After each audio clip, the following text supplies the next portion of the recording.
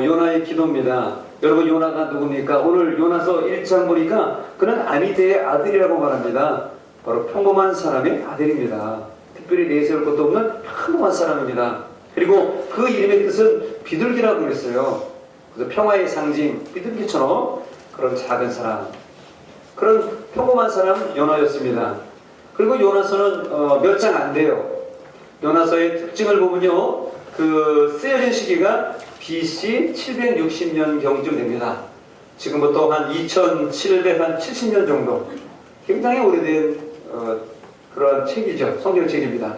그리고 특별히 요나서가 담고 있는 내용의 특징이 있습니다. 그것은 이방 나라들을 선교의 대상으로 보고 그들에게 하나님의 복음을 전하라고 그렇게 말씀하고 있습니다. 보통 이제 신학 중에서 선교학이 있는데, 선교학에서 말하는 구약의 선교신학, 신학의 선교신학, 이렇게 크게 두 가지로 구분을 합니다. 그래서 구약의 선교신학을 구심적 선교신학이라고 해요. 그래서 센트리페탈 미션이라고 불러요. 그래서 구심적 선교라고 부르고요. 신학의 선교는 멀리 흩어지는 원심적 선교, 그래서 센트리퓨갈 미션이라고 부릅니다. 구약에는 주로 이스라엘 백성들을 중심으로 그들을 시온으로 모이라, 예루살렘으로 올라오라, 주로 이렇게 모이는 쪽으로 구약에서는 하나님 말씀하셨지만은, 예수님 오신 신약의 이후에는 이제는 너희는 온 세상에 다니며 만민에게 복음을 전파하라고, 원심력처럼 흩어져 나가라고 그렇게 주님께서 말씀해 주셨습니다. 근데 유독 이 요나서만큼은 구약의 원심적인 그런 선교적인 신학의 마인드를 하나님이 이곳에 기억하셨다는 거예요. 그래서 독특한 신학의 책, 선교의 책으로 보고 있습니다. 오늘 요나의 기도의 말씀의 배경에 보면은, 어느 날 하나님께서 갑자기 니느웨 성을 사랑하셔서 요나를 뽑으셔가지고, 요나야 니느웨에 가가지고, 니느웨가 어디예요? 바로 적국 아수르의 수도 니느웨에 가가지고 하나님 말씀을 전해라. 내가 뜻이 있다. 그래서 복음을 전하라고 요나를 불렀는데, 요나가 어떻게 했어요? 기분이 나쁘고 자기 원치 않는 거기 때문에 그걸 버리고 도망을 갔어요. 근데 하나님을 떠나서 도망가는 건요, 맨 처음에 얼마나 재밌고 좋은지 몰라요. 세상으로 나가면요, 얼마나 재밌고 좋은지 몰라요. 저도 이 시간에 가서 아침에 가서 아침 먹으면 사람들이 와가지고 뭐 하는 거예요? 테니스 해요, 저 앞에서. 한편에서 부럽기도 하고, 뭐 지금 산이나 들로 나가서 그런 분도 계실 거예요. 낚시. 산에 가서 이야, 주일날 교회 안 와서 딴 데 가고 그러면 재밌을 것 같아요. 세상 사람들이 볼 때는 이게 아주 착착착 맞아요. 자전거 타시는 분 얘기 들어보니까 자전거로 신나게 따라가서 점심을 먹고 또 어디 산에 가 목축제 가가지고 딱 하고 목욕하면 싹 개운하게 싹 하고 오면 기분이 그렇게 좋다고 그러더라고요. 여러분, 요나가 세상으로 나갔어요. 딱 나가보니까, 한국에 나가보니까 다시 쏘러가는 데가 딱 있어요. 역시 하나님 내 마음을 아시오. 나 같은 사람이 무슨 내일을 가. 하나님도 안 갑니다. 다시 쏘러가는 데 딱 탔어요. 가보보니 갈매기 꾸룩꾸룩거리고 막 새우깡 나눠주면서, 야 새우깡 그러면서 이제 포화 페리를 타가지고 무슨 쨍쨍 머리카락 반짝대고, 첫 출발은 좋았어요. 너무 좋았어요. 카페를 타는데 가다 보니까 어떻게 돼요? 풍랑이로 갑자기 먹구름이 나오고 비가 오고, 오늘 해운대 성령 대집회가 백사장에서 열려야 되는데 어제부터 먹금이 와가지고 지금 어떻게 될지 모르겠는데 비는 저녁에 올 것 같아요. 그런 것처럼 먹금이 올려오는데 막 풍랑이 있고 배가 막 넘어질 듯하고 내려가니까 어떻게 사람들이 긴장했어요. 무슨 일이 있나 보다. 이거 바다의 신이 놓였나 보다. 제비 뽑아봅시다. 누구 때문인지 제비를 뽑았습니다. 그래서 당첨되니까 그 사람이 누구예요? 바로 요나였어요. 요나였어요. 전하가 아니고 요나였어요. 영어로는 조나예요. 근데 한국말로는 요나예요. 요나가 뽑힌 거예요. 당신 누구냐? 왜 그러냐? 아, 미안합니다. 내가 사실 하나님의 말씀을 듣고 니느웨에 가서 전파해야 되는데 그 시야로 도망가는 건데, 오늘 이별을 딱 타는데 앞에 착착 맞아서 딱 좋았는데, 아, 여기까지는 좋았는데 풍랑이 일고 파도가 저 죽을 지경이 되니까 저 때문인 것 같습니다. 하나님이 저 때문에 도와신 것 같습니다. 저만 바다에 빠져 죽으면 이래가 평탄하게 될 것이니까 저를 바다에 던지십시오. 그때 그 사람들이 아이고 미안합니다. 어떡하죠? 그래서 제이 뽑아서 요나를 바다에 던졌다고 하는 것이 1장의 전체적인 내용입니다. 그리고 요나가 바다에 던져지니까 요나가 어디 뱃속으로 들어갔어요? 물고기 뱃속에 들어갔어요. 아마 큰 고래였는지 큰 물고기를 준비하셔가지고 요나가 그 고기 뱃속에 들어갑니다. 그리고 그 고기 뱃속에서 요나가 하나님께 기도한 내용이 오늘의 말씀에 나와 있습니다. 이것을 보면서 오늘 우리가 요나처럼 기도하기를 원합니다. 요나의 기도를 배우고요. 또 요나의 기도를 들으시는 하나님을 우리가 알기를 원합니다. 아멘. 요나의 기도는 어떤 기도인가? 오늘 1절, 2절, 5절, 6절에 말씀하시기를 하나님은 요나의 기도가 어떤 기도가 되게 하셨나? 첫 번째로 악조건 속에서도 요나는 기도했다는 것입니다. 1절 보세요. 2절 보세요. 요나가 어디에서 기도했습니까? 물고기 뱃속에서 기도했다는 것입니다. 이것은 무엇입니까? 더럽고 또 냄새나는 어두운 곳에서 오늘 2절에 말씀하시기를 스올의 뱃속에서 부르짖었다고 그랬습니다. 스올이라는 게 뭐예요? 지옥. 더러운 지옥 같은 곳에서 자기가 기도했다는 거예요. 5절 6절에도 보면은 바다풀이 자기의 머리를 감쌌다고 그랬어요. 미역 줄거리가 다시마 줄거리가 자기 머리에 감싼 것처럼 말이죠. 그렇게 비참하게 자기가 바닥에 나락에 떨어졌다는 거예요. 그런 가운데 땅이 자기 앞길을 막았음에도 불구하고 자기는 그 냄새나는 그 고래 뱃속에서 물고기 뱃속에서도 악조건 속에서도 나는 하나님께 기도했다고 성경은 우리에게 가르쳐 말씀하고 있습니다.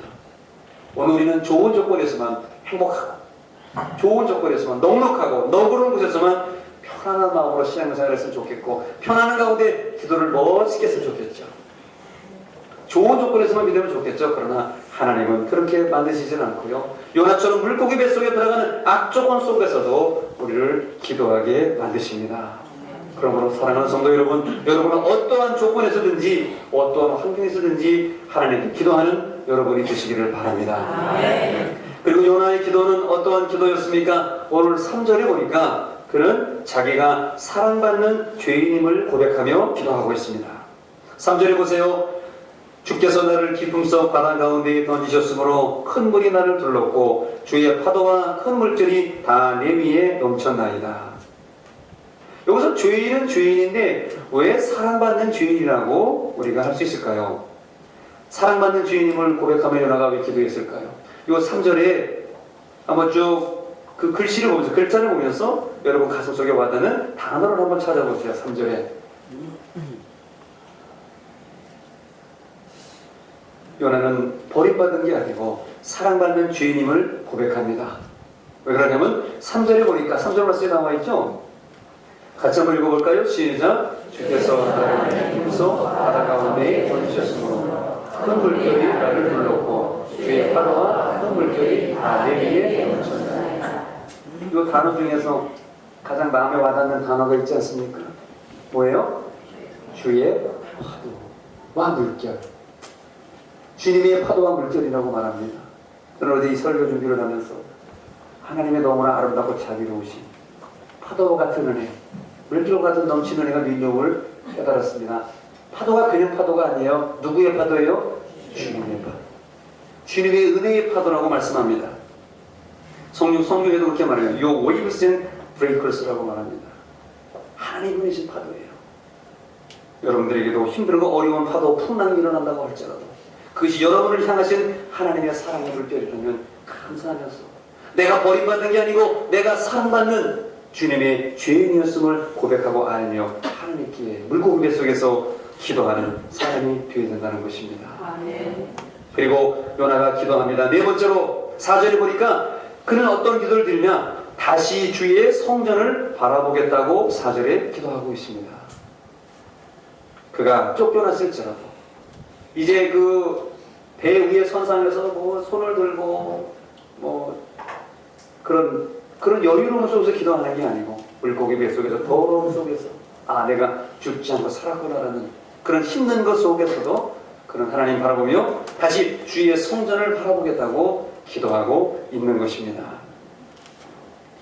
여러분 힘들고 어려운 일이 있어도 주님의 성전을 떠나지 말기를 바랍니다.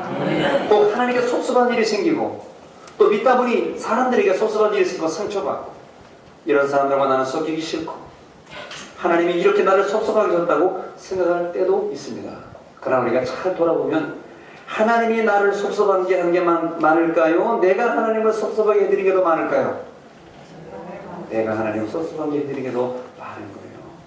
그것을 바라본다면 우리는 그러한 절망과 부정은 다 버리고 십자가만 바라보며 하나님께 나오는 주의 성전을 바라보는 요나 같은 기도가 여러분의 것이 되시기를 바랍니다. 아멘. 교회 떠나고 십자가 떠나고 세상을 바라보면요 재미없어요.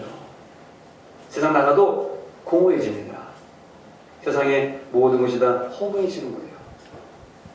세상의 모든 것은 바다 물결 같아요. 바다와 같아요. 짠 소금물과 같아요. 먹으면 먹을수록 점점 더 안 좋은 곳으로 나가게 됩니다. 그러나 요나는 오늘 이 물고기 뱃속에서 다시 한번 주의 성전을 바라보겠다고 기도하고 있습니다. 여러분, 오늘 우리 앞에 있는 십자가를 다시 한번 바라볼 수 있는 저와 여러분들이 되시기를 바랍니다. 그리고 요나가 어떻게 기도합니까? 오늘 7절에 말씀하시기를 영혼이 피곤할 때에도 기도했다고 성경은 말씀하고 있습니다. 7절에 보세요. 내 영혼이 내 속에서 피곤할 때에 내가 여호와를 생각하였더니 내 기도가 주께 이르렀사오며 그렇게 말합니다. 영혼이 상처를 받고 내 영혼이 힘들고 어려운 일, 그런 눌릴 일이 있어가지고 나는 잘하고 싶은데 세상에 나를 집어들어요. 나는 잘 믿고 싶은데 옆에 있는 사람들을 보니까 절망해요. 좌절해요. 그래서 내 영혼이 피곤하고 힘들 때에 그런 상황 속에서도 요나처럼 기도해야 된다는 것입니다. 우리 모든 사람들 중에서 힘들지 않고 어려움이 없는 사람은 한 사람도 없어요. 아까도 찬송했잖아요. 근심 걱정 무거운 짐 아니신 자 누군가 다 지고 있다는 거예요. 저 사람 내게 제일 커 보일 것 같지만 알고 보면 저 사람이 지고 있는 게 더 큰지도 몰라요. 남 부러울 것도 없어요. 자기의 것을 가지고 절망할 것도 없어요. 하나님 내게 주신 것을 이 복으로 말고 십자가를 복으로 말고 믿고 나아가면 하나님이 더 큰 축복을 주시는 겁니다. 기도할 수 없는 절망적인 상황에서 요나는 영혼이 피곤할 때에 기도했다고 그랬어요. 여러분, 오늘 혹시 여러분의 영혼이 피곤하고 일어날 힘조차 없고 괴롭고 낭망하고 누가 부추겨져 일어날 수 있는 그런 상황이 있다고 할지라도 하나님만 바라보고 그 피곤함 속에서도 기도할 수 있는 여러분이 되시기를 바랍니다.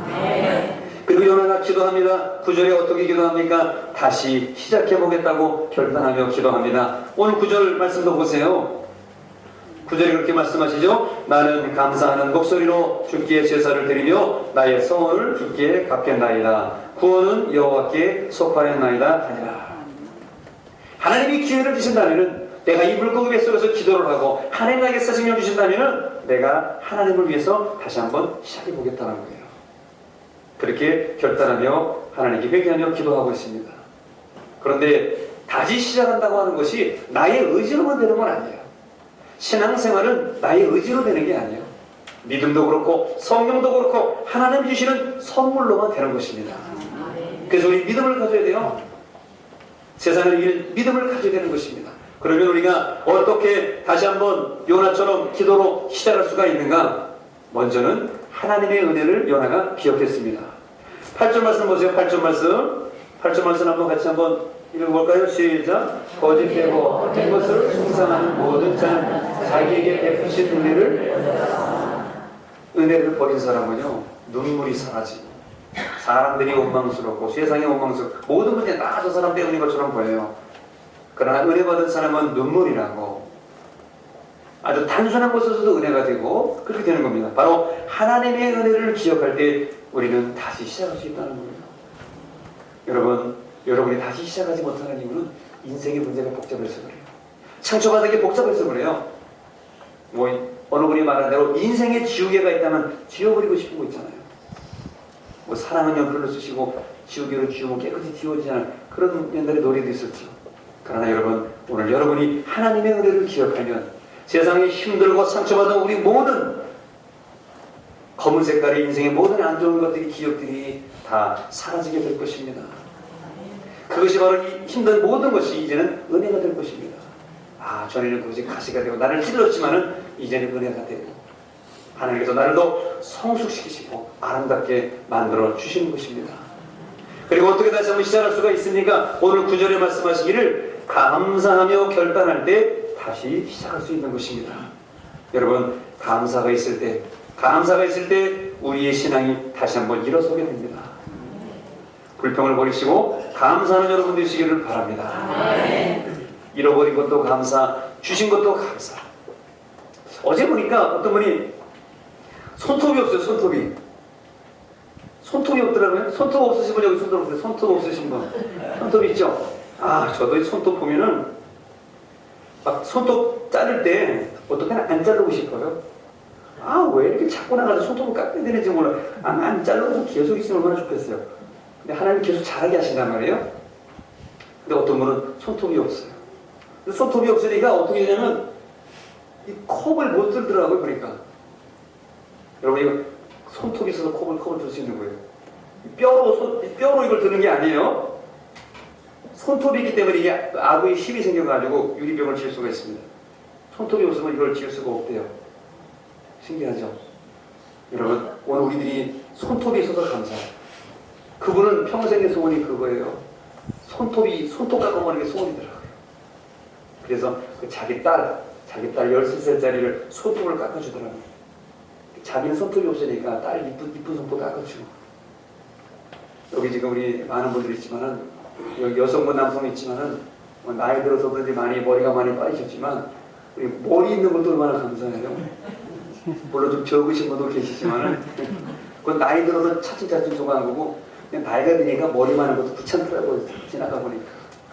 하나님이 다 때가 되면, 바람이 날리지 않도록 이렇게 불어버리시는 것 같아요. 저도 저렇게 부어해가지고 막 숯을 자르고 그러는데 이제는 숯 안 쳐도 돼요. 그냥 저도 숯이 다 쳐졌어요. 여기 이제 숯 많이 치고 오신 분도 계시네 보니까. 여러분, 손톱이 있어서 감사하고, 이빨이 치아 있어서 감사하고, 콧구멍이 있어서 감사해요. 콧구멍도 없으면 물을 못 먹어요. 아시죠? 코 막고 물 먹어보세요. 물 못 먹어요. 모든 것이 감사인데, 감사하면 다시 시작할 수 있다는 거예요. 여러분, 내게서 떠난 거, 내게서 누가 가져간 거 이런 거 생각하지 말고 내게 남겨진 것을 생각하면서 아직도 나에게 남은 것이 있다. 나에게 인생의 자본이 아직도 이렇게 많이 남아있다. 그런 거 생각하시고 감사하며 결단하여 다시 시작하는 여러분 되시기를 축원합니다. 요나가 이렇게 기도하니까 이렇게 다시 한번 출발할 수 있었던 거예요. 그러면 중요한 것은 요나가 이렇게 기도했을 때에 이런 기도를 들으시는 하나님은 도대체 어떤 분이신가? 우리가 그 하나님 아버지를 만나기를 원합니다. 저나 여러분이나 오늘 사람의 얘기를 듣고 사람 만나러 온 게 아니라 하나님을 만나고 하나님의 은혜를 받기 위해서 왔으니까 오늘 요나의 기도를 들으시는 하나님 아버지를 여러분이 꼭 만나고 가시기를 축원합니다. 우리 하나님 어떤 하나님인가? 오늘 17절 말씀해 보니까 요나를 바다에 던지실 뿐만 아니라 17절에 그 살 길을 예비해 주셨습니다. 10절 보세요. 여호와께서 이미 큰 물고기를 예비하사 요나를 삼키게 하셨어요. 요나를 죽일 것 같으면 바다에 빠져서 저 깊은 물속에 들어가면 숨 3번만 하시면 죽습니다. 그런데 하나님께서는 이미 큰 물고기를 예비하셨다고 말씀하고 있어요. 영어 성경엔 프로바이드라는 단어 쓰면서 제공하고 계셨다고 말씀하고 있습니다. 요나가 떨어지자 바로 제공한 거예요. 여러분, 하나님께서는 우리에게 이렇게 살 길을 예비하시는, 죽을 길을 예비하시는 게 아니라 살 길을 예비하시는 좋으신 하나님이신 줄로 믿습니다. 요나를 버리지 않는 것이죠. 그 한 사람 아미띠 아들, 유명해지는 그 아미띠 아들 요나 버리고 갔어? 그래, 놔두면 버려. 알았어, 관둬. 그럴 수 있었지만은 하나님이 물고기 뱃속에 들어가게 하셔서 그를 살 길을 인도하시는 하나님이 저와 여러분의 하나님이신 줄로 믿습니다. 그리고 우리 하나님은 어떤 분이십니까? 오늘 1절에 말씀하시기를 하나님께서는 기도의 기회를 주시는 하나님이십니다. 1절 말씀 보세요. 1절 말씀 같이 한번 읽어볼까요? 요나가 물고기 뱃속에서 그의 하나님 여호와께 기도하여. 요나가 물고기 뱃속에서 뭐 했어요? 물고기 뱃속에 들어가면 죽어야 되는 거 아니에요 원래. 목사님은 요나가 기도한 거 아닙니까? 하나님이 요나에게 기도할 수 있는 기회를 주시고 물방울을 주시고 호흡을 주시니까 요나가 기도했지. 내가 어떻게 물속에 뱃속에서 숨을 안 쉬고 살 수가 있겠어요? 물고기 뱃속에 그 위산이 나와가지고 황산이 나와서 다 태워서 녹여버렸을 텐데 거기에 숨도 주시고 그 어려움 속에서 하나님이 기도할 수 있는 기회를 주시니까 요나가 거기서 기도하는 거예요. 여러분, 기도의 기회를 주실 때 기도하는 여러분 되시기를 바랍니다. 기도는 어려운 게 아니에요. 무릎 꿇으면 되는 거예요. 제가 엊그제 어느 여자 독일 목사님 간증을 들었는데 참 감동적이었어요. 그분 독일을 가셔서 88년도에 독일 가서 지금 한 35년 정도 이제 독일에서 목회를 하고 계신데, 원래 다른 걸 공부하러 가셨다가 정책을 공부하러 가셨다가 신학을 공부하시고 이제 거기서 하나님 만나서 목사님이 되신 거예요. 근데 그분이 이제 병 고침을 받고 하나님의 은사를 받고 목회를 하셔서 기도를 하시는데, 여러분 독일 사람들 아시죠? 독일 사람들 하이 히틀러 독일 사람들 그 철의 군단, 전차 군단이라고 하는 독일 사람들, 그 게르만 민족이요, 그쪽 그쪽 노르웨이 뭐 그쪽 출장 다니시는 이집산 자식, 그 게르만 민족 그 히타이트족 그 사람들은 아주 이성적이고 이 또 잘 살아가지고 사회보장 제도를 잘해가지고 사람들이 얼마나 교만한지 몰라요. 또 신학을 하는 데 있어서 먹고 배부르니까 신학을 했는데 자유주의 신학을 해가지고 20세기 19세기에 자유주의 신학을 만든 사람이 여러분 그 독일 사람들이에요. 불투만 뭐 이런 사람들이 있어요. 자유주의 신학하는 사람들. 야 이게 무슨 예수님 말씀이냐 이게 뭐지 이러면서 만든 사람들이 있어요. 근데 그 목사님의 교회와 기도원에는 독일 사람들이 새벽 기도를 나와서 기도를 하는데 어떻게 기도를 하냐? 어떻게 기도할까요 여러분? 무릎 꿇고 기도하더라는 거죠. 맨 처음에는 독일 사람들이나 이성적이고 그래서 무릎 못 꿇을 줄 알았대요. 근데 그 기도원에는 이제 마룻바닥이니까 우리도 할 수 있다고 그러더니 한국 사람을 따라하고 목사님하고 그 모든 사람을 따라하는데 자기들도 그 교회 바닥에 무릎 꿇고 기도하더라는 거예요. 그러더니 하나님의 역사가 나타나고 간증거리가 나도 기적이 나타나는데, 그 변하지 않을 것 같은 그 의사, 변호사, 그 뭐 잘 사는 모든 사람들이 와서 하나님 만나는데 죽어가는 사람들이 살아나고 하나님이 그렇게 역사하시더라는 거예요. 오늘 한국 교회가 갈수록 무릎을 잃어버리고 있습니다.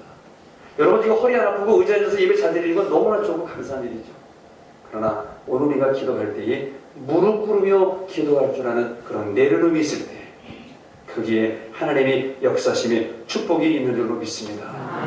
우리가 교회에서는 혹시 무릎 꿇은 자리가 못해서 못하지만 집에서든지 어디서든지 힘들고 어려운 곳에서 그냥 큰 무릎 꿇고 기도하는 여러분 되시기를 바랍니다. 그거 부끄러운 일 아니에요. 제가 아는 어느 이암기 장로님도 미국에 그 옛날에 월드 트레이드 센터, 세계 무역 센터에 근무하는 세계 경제 부총재 하시던 장로님이었어요. 그분도 자기 사무실에 출근하면은 카페트가 깔려있을 거 아니에요, 그죠? 그럼 딱 자기 부의장실에 딱 들어가자마자 딱 제쳐놓고 그냥 무릎 딱 꿇고 하나님 내가 오늘 왔습니다. 그렇게 기도하는 모습이 가장 멋있는 모습이에요. 자기 책상에 먼저 앉기 전에 하나님께 먼저 그 카페트에다 뭐든지 큰 무릎 꿇고, 여러분 직장 가서도 마찬가지고 무릎을 딱 꿇고 기도하면서 하나님 먼저 높이고 나가면 하나님이 자세가 되구나. 하나님의 그 사람에게 그 사회에 그 집안에 하나님의 물밀듯 축복을 내려주시는 겁니다. 아멘. 하나님 뭘 하세요? 내가 하시는 거지.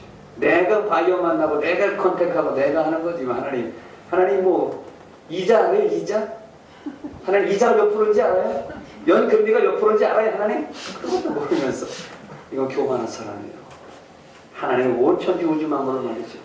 이자율도 하시고 세금도 하시고 뭐 복리도 하시고 금리도 하시고 상장되는 것도 알고 스탑도 알고 모든 걸 하나님이 다 만드셨기 때문에 하나님 다 알고 계세요. 그러나 무릎 꿇으면 하나님이 그 사람을 도와주시는 겁니다. 바로 요나에게 기도의 기회를 주셨어요. 오늘 저와 여러분들에게도 다시 한 번 더 하나님께서 기도의 기회를 주고 계십니다.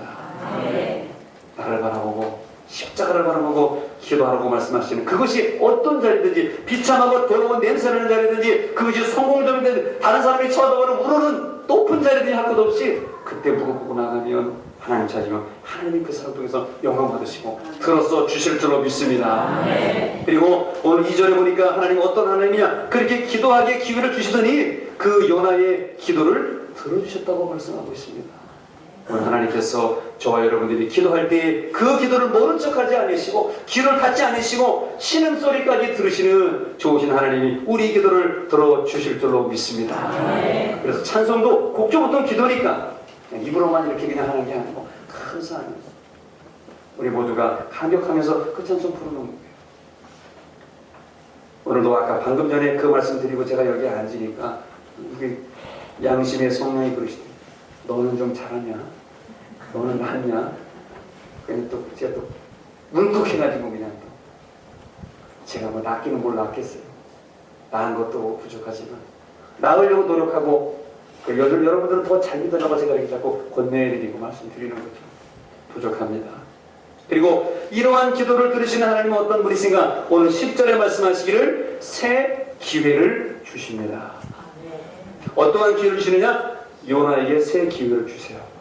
10절 말씀해 보세요. 신기한 말씀이 나옵니다. 10절 말씀 같이 한번 읽어볼까요? 시작. 여호와께서 그 물고기에게 말씀하시며 요나를 인지에 통하니라.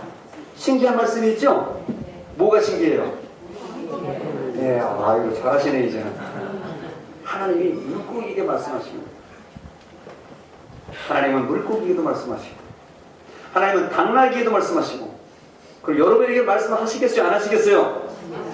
하나님의 형상, 하나님의 형상을 따라 지음받는 우리들 독생자 예수님을 나를 위해 십자가에 못 보신 그 하나님이 우리에게 말씀 안 하시겠어요? 물고기에게도 뱉어 이제 뱉어. 당나귀한테도 저 담벼락으로 가서 발을 긁어 그랬잖아요. 아시죠? 담벼락으로 그래서 그 당나귀가 여호와의 사자가 칼을 들고 있는 것을 당나귀가 보고 담벼락에 그 발 긁었잖아요. 여러분, 하나님께서는 물고기에도 말씀하십니다. 하나님은 오늘 우리에게도 말씀하시며 새 기회를 주십니다. 일어나라 가라 내가 너와 함께함이니라.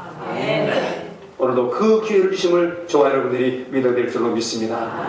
물고기에서 토해내니까 육지에 토해내니까 요나가 니느웨 성에 가서 이제 확신을 가지고 믿음을 가지고 하나님이 함께 하심을 믿고 하나님을 전합니다. 이제 니느웨에서 회개하지 않으면 하나님 여러분 심판합니다. 42년 여러분 심판합니다. 그랬더니 니느웨 백성들이 회개하고 하나님께 돌아와서 하나님의 자녀가 되었다고 성경은 우리에게 말씀하고 있습니다.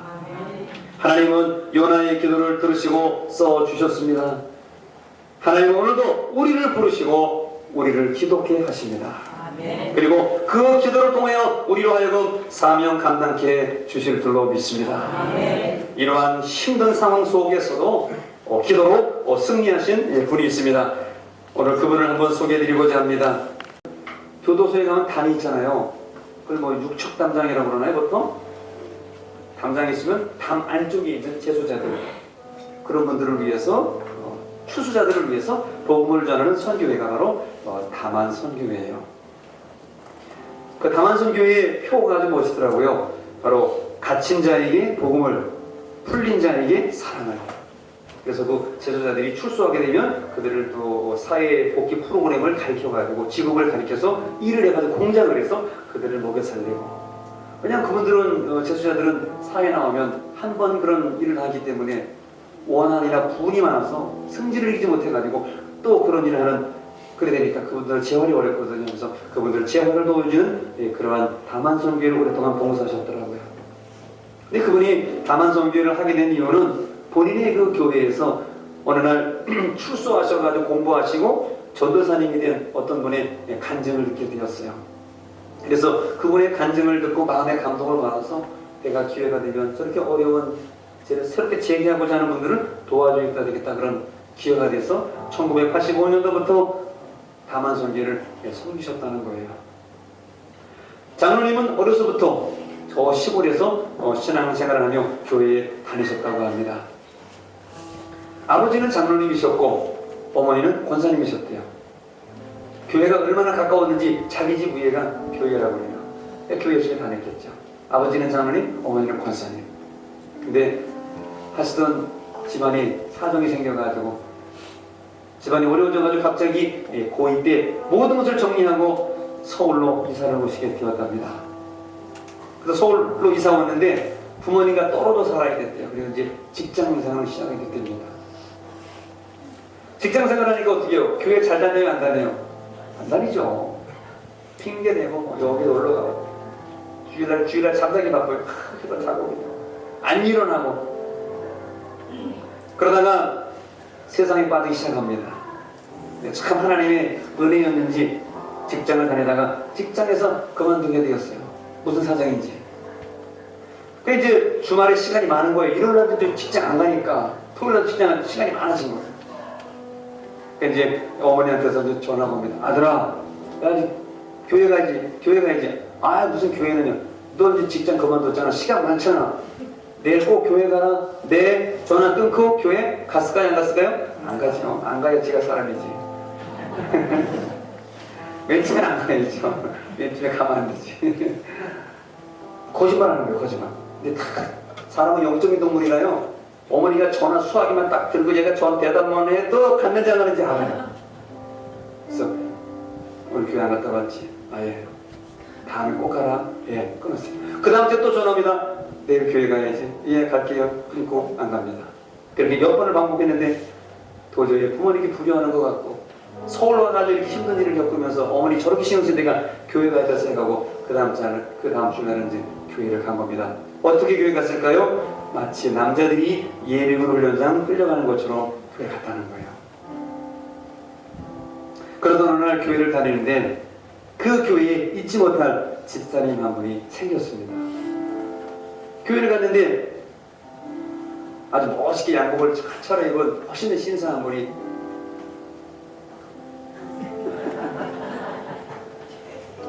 예, 선생님, 주일학교 교사 한번 하시지 않겠습니까? 아유, 저는 못해요. 저는 신앙도 없고 서울 이사 온 지도 얼마 안 되고 뭐 지리도 모르는 게 너무 많아가지고 못하겠어요. 죄송합니다.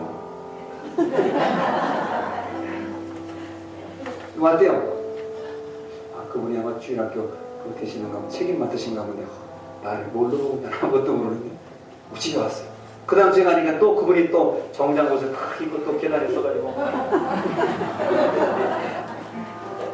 뭐라 그래요? 이 선생님, 주일학교 교사 한번 하시면 안 될까요? 아, 죄송합니다. 저는 정말도 못하고 한 번도 해본 적이 없고요. 나이도 어리고 아는 것 경험도 없고 도저히 못하겠습니다. 어떤 괴로워요. 난 아무것도 모르는데 그 다음 주에 가니까 그 사람도 어때요? 아, 죄송해요. 그렇게 몇 번을 했는데 개구리 납작이 있다고 도저히 피할 수가 없더래요. 그래서 아, 죄송합니다. 근데 저는 잘 못하겠고요. 할 수 없이 생각하고 그냥 맡겨주시나요? 저는 정말 못합니다. 잘 못하는 줄 아시고 어떻게 맡아야 됩니까? 초등학교 6학년을 맡으시기 바랍니다. 첫 번 교사인데 초등학교 6학년을 맡으래요. 어떻게 해요? 여기 교사님분들 알 거예요. 평소에는 책 하나도 안 보다가 공과책 하나도 안 보다가 토요일만 저녁만 되면은 내일 교회 가서 가르쳐야 되는데 지난날 교사하시면서 토요일날 공과책 보고 그렇게 준비하신 분들 회개하시기 바랍니다. 저를 포함해서. 저도 교사했지만 이상하게 토요일만 그 책을 보게 되더라고요. 어떤 분은 그런 분이 있어요. 책을 가져와가지고 그래서 알겠지? 그래서 떠들지 마. 책이라도 보지 말고 해야 되는데 저는 책은 안 보고 했어요. 근데 책 보고 하는 교사들도 있어요. 그건 좀 심한 것 같아요. 그 어린이들은 선생님의 사랑과 그 자세를 보는 거지 내용은 잘 몰라요. 내용은 잘 기억이 안 나요. 그냥 선생님이 나를 사랑하시고 한번 정리해 주시고 그런 걸 기억하는 거거든요. 6학년을 하는데 아는 것도 없고 그냥 매번 가면 가시방송인 거나 이게 뭐 책을 보긴 보는데 머리에 들어오지도 않고 뭘 했는지 몰라요. 하여튼 뭐 너무 양심이 괴로운 거예요. 장로님 아들로 태어나가지고 저도 직장생활까지 그만두고 이 교사는 안 되겠더래요. 성경을 열심히 공부하고 그런데 어느 날 내가 하나님을 만나야 되겠다. 이렇게 하다가는 안 되겠다. 이런 생각이 들더래요. 정신을 차리고 보니까 새벽 2시더래요. 그래서 그 새벽 2시에 하나님 앞에 무릎 꿇고 기도했다고 합니다. 하나님 살아계시면은 저 한 번만 만나주세요. 저 하나님 오늘 못 만나면은 제 인생이 여기서 끝입니다. 그렇게 하나님이 붙잡고 기도를 했더니 그때 하나님의 음성이 들리고요. 아들아, 이 우주 만물을 보아라. 온 세상 만물을 보아라. 그 가운데 내가 있느니라. 그런 음성이 들리거든요. 아, 그래, 맞죠. 생명의 그런 하나님이시지. 우리 사람을 만들고 우리를 만들고 동물을 만들고 식물을 만들고 온 우주와 천지를 만드신 분이 하나님이시지. 아, 하나님은 온 가운데 살아계시는구나. 안 계신 곳이 없구나. 아, 그렇게 깨달으시면서 그렇지, 하나님이 우리 가운데 계시구나. 그런 확신이 생기더래요. 그래서 성경을 읽기 시작했답니다. 성경을 쭉 읽어가는데 읽다 보니까 성경의 말씀이 막 꿈틀꿈틀거리더니 하나님 말씀이 막 눈앞에서 확 그러더니 막 지렁이 기어가는 것처럼 말씀이 확 그러는데 막 환상과 막 눈에서 막 환영이 보이는데 말씀이 글자가 막 살아서 막 춤을 추더래요. 2분 동안이나 막 글자 그러더래요. 그런데 성경이 딱 마태복음 8장, 아니 요한복음 8장 32절에 성경이 딱 멈추더랍니다. 요한복음 8장 32절 말씀.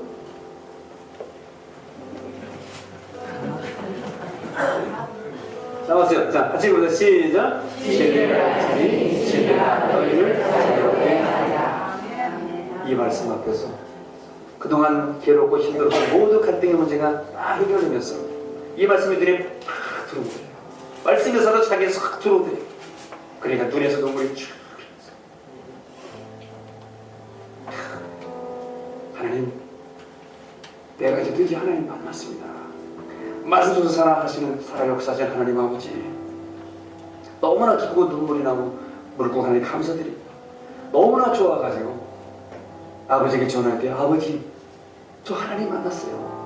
오늘 하나님께서 말씀하시고 말씀을 살아 움직이고 요한복음 8장 32절 말씀을 듣고 제가 은혜 받고 하나님의 오늘 저를 만나주셨어요.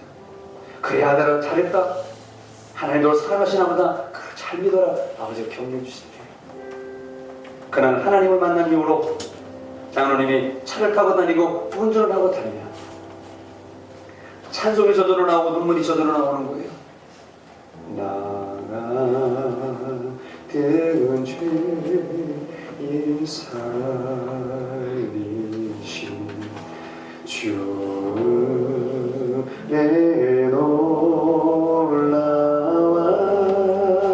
놀라와 잃었던 생 찾았고 광명을 얻었네. 너무나 눈물이 나서 차를 세워놓고 아쪽다으로 눈물을 닦고 그렇게 몇 달 동안 눈물을 흘리면서 하나님 만나고 감격하면서 그렇게 의미가 넘치는 신앙생활을 하기 시작했다라는 거예요. 그러면서 교회 생활 더 열심히 하고 교사도 되고 교회에서 이제는 장로님도 되시고 집사님도 되시고 주일학교 부장님이 되신 거예요. 아, 부장님이 되고 그러니까 더 열심히 될 생각이 들어가지고 주일학교를 부흥시켜야 되겠는데 어떻게 하면 좋겠어? 크게 방문했대요. 소망교회, 뭐 영락교회, 뭐 사랑의교회 가가 찾아가지고 아, 우리 작은 저희 교회에서 왔는데 혹시 우리 교회가 부흥할, 주일학교가 부흥할 수 있는 방법이나 앞으로 10년 동안 무슨 좋은 교회 같은 거 있으면 가르쳐 주세요.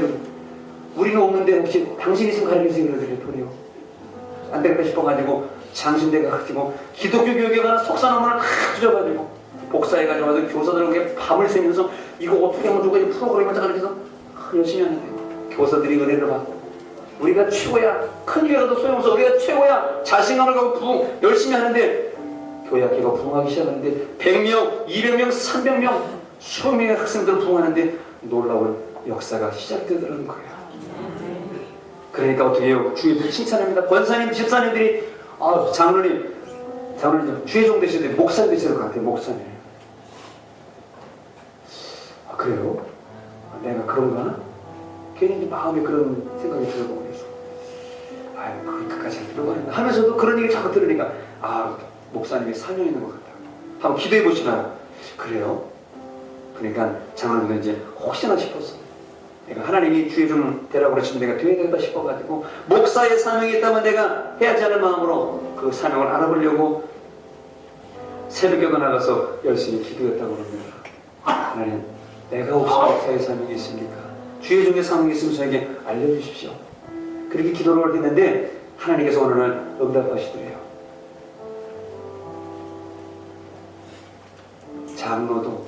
장로는 협력자야. 네가 장로를 우습게 여기는 모양이구나. 네가 장로를 개떡같이 하는구나. 예전에 개털모자 장로님 말씀 제가 한번 드린 적이 있는데 오늘은 개떡같은 장로님 얘기가 나왔네요. 네가 장로를 개떡같이 하는구나. 다 그 얘기가 들리는데 하나님 저는 개떡같은 장로는 싫어요. 그런 대답이 확 나가면서 너무 하나님의 음성이 황당하게 들리더래요. 장로님은 그동안 자신이 기도도 열심히 하고 은혜도 받고 주님 만나서 봉사도 열심히 하고 주일학교도 남부럽지 않게 수백 명의 학생들로 부흥시켜서 열심히 했다고 생각했는데 정작 주일학교 부장이 되고 장로님이 되셔서 열심히 한다고 했지만 하나님께서 네가 장로를 개떡같이 하는구나 라고 들은 그 말씀이 너무 마음에 충격이 다가왔다고 합니다. 그래서 기도에 들어가셨대요. 기도원에 가서 3일 동안 금식 기도를 하셨다고 합니다. 그랬더니 하나님께서 그 장로님에게 응답하시더래요. 너 매주 토요일마다 점심에 금식을 하고 교회에 나가서 기도하라. 구체적으로 말씀하신 게 토요일 점심 금식하고 교회에 나가서 기도하라. 그래서 그 장로님이 그 다음 주부터 토요일날 교회에 나가서 점심 금식하고 교회에 나가서 기도를 했답니다. 그리고 하나님께서 감동을 주시는데 빗자루를 들고 걸레를 들고 청소하라 그런 감동을 주시는데요. 그래서 사찰 집사님에게 빗자루 가져오시고 걸레 가져오라고 해가지고 중고등부실로 들어갔답니다. 중고등부실에 들어가니까 학생들 의자가 있잖아요. 그 중고등 학생들 의자를 걸레로 닦으면서 울면서 기도했대요. 하나님 아버지, 내가 오늘 중고등부 의자를 닦고 먼지를 닦을 때 제 몸과 마음에 있는 상처와 죄악들을 다 닦아주시옵소서. 그리고 화장실에 가서 청소를 했대요. 그랬더니 그 교회 청년들이 와, 우리 장로 최고라고, 청년들은 그냥 최고라고 그러더래요. 다른 장로님, 권사님, 집사님들은 생생내고 아주 이제는 교만이 껍질을 당해 주일학교 부흥했더니 교회 청소하면서 남들한테 다 깔아보려고 어떻게 손가락질 하는 많은 사람들이 자꾸 나타나더라는 거예요. 그래서 목사님도 토요일날 교회 와서 설교 준비하셔야 되는데 장로님 화장실 청소하니까 목사님도 교회를 안 오는 거예요. 무서워가지고. 장로님 청소하고 있으니까 목사님이 괴로워가지고. 그러니까 장로님 청소를 딱 그만뒀대요. 그렇게 시간이 어느 정도 흘러가지고 2005년도에 중국에 단기선교 출국하게 돼서 인천공항에서 탑승 보딩 패스를 하고 준비하고 있는데 그때 갑자기 뇌출혈로 장로님이 쓰러지게 됩니다.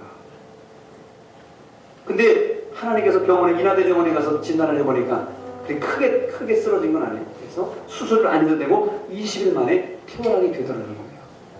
나중에 알고 보니까 그 전날, 쓰러지는 전날 어떤 아는 분들이 갑자기 그 장로님이 생각나게 해가지고 장로님을 기도하게 했다는 거예요. 그래서 장로님이 이만큼 수술하지 않고 20일 만에 퇴원했다는 거예요. 그래서 몸이 불편하지만 휠체어를 타고 교회에 다시 나갔다고 합니다. 오른쪽에 조금 마비가 왔어요. 그래서 교회에 가는데 그렇게 부끄럽고 그 건강하고 주의 앞을 부으시던 그런 장하던 청소하시고 그러던 장로님이 그런 모습으로 오니까 자기가 도리어 마음이 편치 않더래요. 저렇게 봉사도 열심히 하고 저렇게 주일학교도 열심히 하시던 분이 저렇게 되려고 그러고만 저렇게 되려고 그런 성도들의 빈정거림과 눈치와 야유를 보이는 것 같아가지고 자기 얼굴이 화끈거려서 도저히 교회에서 편히 예배를 드릴 수가 없더래요. 자기 마음속에도 미움이 생기고 심지어는 하나님께도 소화감이 생기더래요.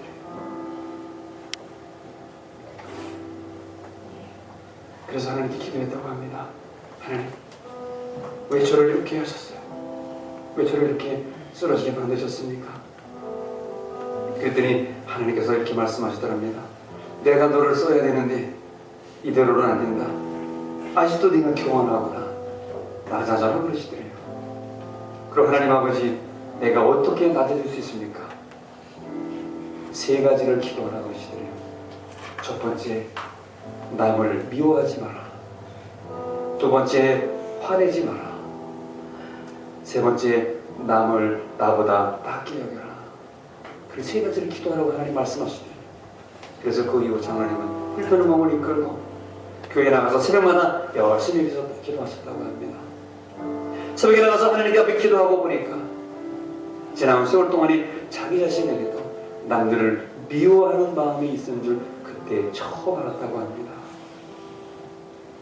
그렇게 열심히 기도하니까 하나님이 남들을 미워하는 마음보다는 이해하고 사랑하는 마음, 용서하는 마음을 주시더라는 거예요. 어느 순간부터는 미워하는 마음이 싹 사라지게 되더라는 거예요. 그리고 다시 불편한 몸을 이끌고 오른쪽 불편하지만 이제 다시 교회에 가서 그 불편한 몸을 가지고 이제 청소를 합니다. 예배 후에 예배당을 갖고 식당에 가서 물건을 청소하고 정리를 합니다. 그랬더니 사람들이 다시 그 장로님을 봅니다. 이 장로님이 이제는 다 내려놓고 아프고 병든 마음으로 기쁘고 감사한 마음, 정상이 아닌 몸을 가지고 기쁜 마음으로 가서 청소를 하니까 다른 사람들도 좋아하고 다른 사람들도 격이 없이 이제 저렇게 아프시고 저렇게 힘드신 장로님이 다시 청소하니까 나도 해야지 그래가지고 많은 사람들이 함께해서 그 교회가 봉사하는 사람으로 한차게 되었다는 거예요. 장로님은 지금도 몸이 불편하시지만 앞으로 하나님의 심부름꾼으로 살기를 기도하고 있습니다. 그 장로님은 기도하면 하나님의 음성 들려주시고 기도하면 이렇게 하라고 가르쳐주시고 어려움 속에서도 그 장로님을 도와주셨습니다. 요나의 기도를 들으신 하나님, 그 장로님의 기도를 도우시고 살려주신 하나님, 오늘 여러분들을 도와주시고 살려주실 줄로 믿습니다. 기도하면 가르쳐주실 줄로 믿습니다. 미워하지 마라, 화내지 마라, 남을 나보다 낫게 여겨라. 그리고 우리 직분을 잘 감당하고 나가면 하나님께서도 풍랑 속에서도 저와 여러분을 살려주실 줄로 믿습니다. 우리 그 마음 모아서 우리 함께 찬양하고 기도하겠습니다. 날 세우시네